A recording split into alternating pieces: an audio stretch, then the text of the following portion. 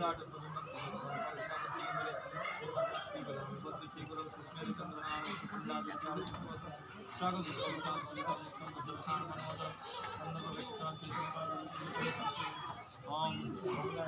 इंद्राय नमः ओम नित्यानंदाय नमः किमतीताय नमः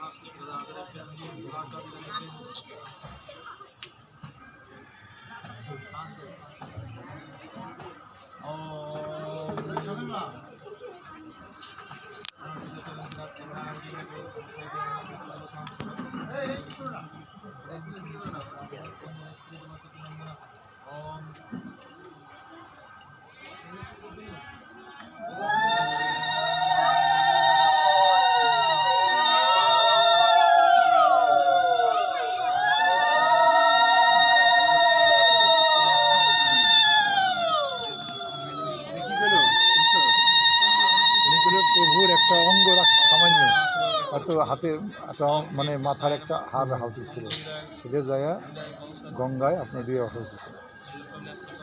উনি বললেন আমি তো কিছুই জানি না,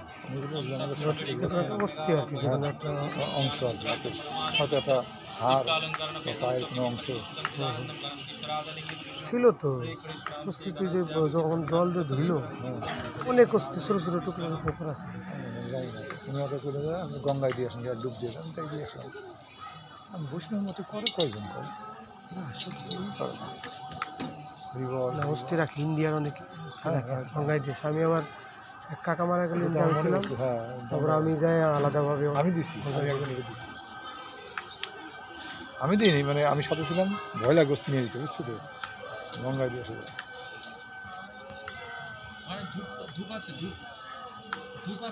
আমি করে এটা ঠিক হয়নি, এটা কিন্তু ঠিক হয়। অস্থি মানে কি নাবি, নাবিটা নিয়েই তো আমার অস্থি মানে না আপনি হাড়ের যে কোনো একটা অংশ ওটার অবশিষ্ট যেটা পড়ে থাকে, আর ওটাতে প্রভু ওই অস্থি ছাড়া এমনি কোনো সমস্যা হতো না, পিণ্ডদান করে দিতে চলবে, ভালোই তো না? ওনার দেহ ভস্ম গঙ্গায় বিসর্জন করতে হয়। হ্যাঁ সেটা তো দিছি আমি নদীতে। গঙ্গা গঙ্গা গঙ্গা না না না বাংলাদেশে তো গঙ্গা না। গঙ্গা না, কি করবো নাকি, আমাকে উপায় কি আর? সেটা আমার দিদি দিছে, সেটা আমার এক ডুব দিয়ে আইসে আমার দিয়ে। আমি ওই সময় এমপির ইলেকশন না, এমপির হচ্ছে শব্দ না থাকলে ওই সময় চলে আসতাম। কিন্তু তো মনে করেন একটা মানুষের মৃত্যুর পরে সে এই যে 10,000 পুত্ররে একসঙ্গে অভিশাপ দিল কপিল মুনি, যে গঙ্গাসাগর মেলা হয়, কেন মেলা হতে হয়, এটার মাহাত্ম্যটা কি?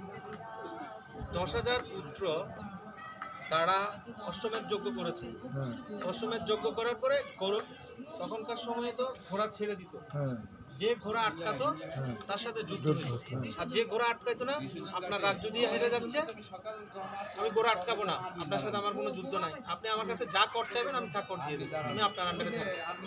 এটা ছিল সিস্টেম। এখন যেমন একটা সিস্টেম আছে, তখন ছিল এই সিস্টেম।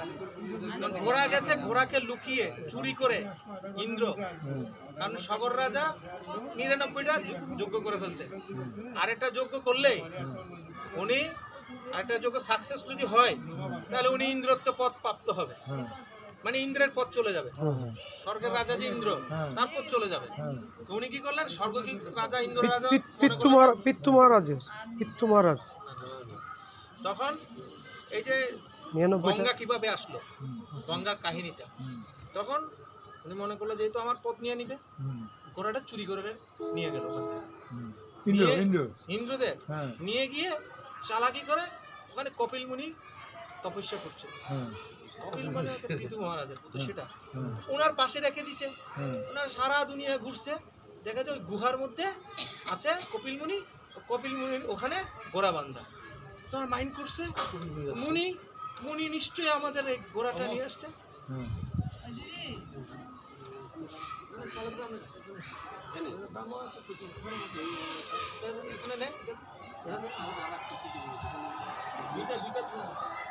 তখন কি করছে ওনারা, কি করছে মুনির সাথে অপরাধ করে দিয়েছে। মুনি তুমি আমাদের ঘোড়া নিছো, কি ব্যাপার, কি হয়েছে জিজ্ঞাসা কর। মুনি তো তপস্যা করছে, এত বড় দুঃসাহস এখন ভস্য হয়ে যায়। 10,000 পুত্র একসঙ্গে ভস্য হয়ে গেছে। হরি বল, হরি বল, কি ক্ষমতা! তখন ওর কান্নাকাটি শুরু করে দিছে। 10,000 পুত্র, একটা দুইটা পুত্র না, হ্যাঁ। সব ছাই হয়ে গেছে, ভস্য হ্যাঁ, ভস্য হয়ে গেছে।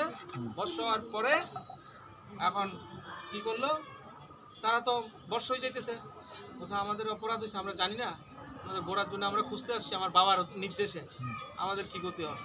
হয় তুমি বর্ষ তো হবে, তোমার মানে আর কোনো উপায় নেই, তবে যেহেতু আমি অভিশাপ দিছি তোমাদের উদ্ধারের জন্য আমি একটা পথ দেখাই দিতে হবে।